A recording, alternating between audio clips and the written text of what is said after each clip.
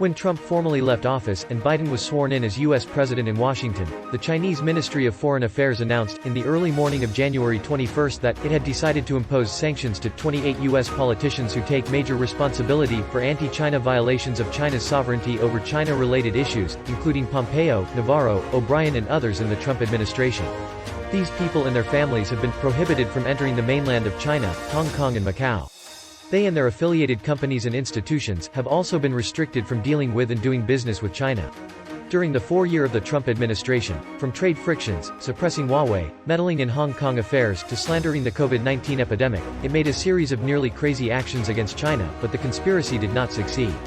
Li Haidong, a professor at the Institute of International Relations at the China Foreign Affairs University, told the Global Times reporter on the 21st that the choice of this time node sends a very clear message.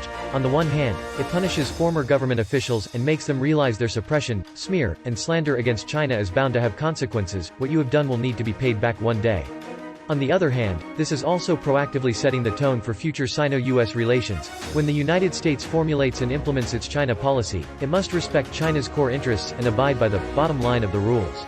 The Iranian embassy in China wrote on Chinese social media Weibo on the 21st, for American politicians addicted to sanctions, sanctions are the best, goodbye gift, for them. At this moment, China's equivalence measures are undoubtedly the most special gift given to Trump when he leaves office. This is not the first time China has sanctioned American politicians.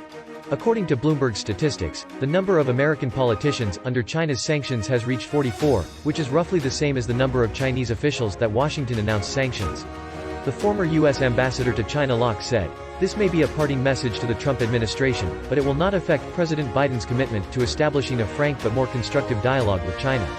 Bloomberg also stated that while China sanctions Trump administration officials, it also leaves the possibility of establishing a warmer relationship with their successors. Horn, the spokesperson of the National Security Council of the Biden administration, made only a simple response to China's sanctions. Horn said in a written statement to Reuters, both parties in the United States should condemn Beijing's ineffective and negative actions. President Biden looks forward to working with leaders of both parties to make the United States win the competition with China. Such a statement undoubtedly shows that the new Biden administration will continue to engage in strategic competition with China and will continue to suppress China in some areas.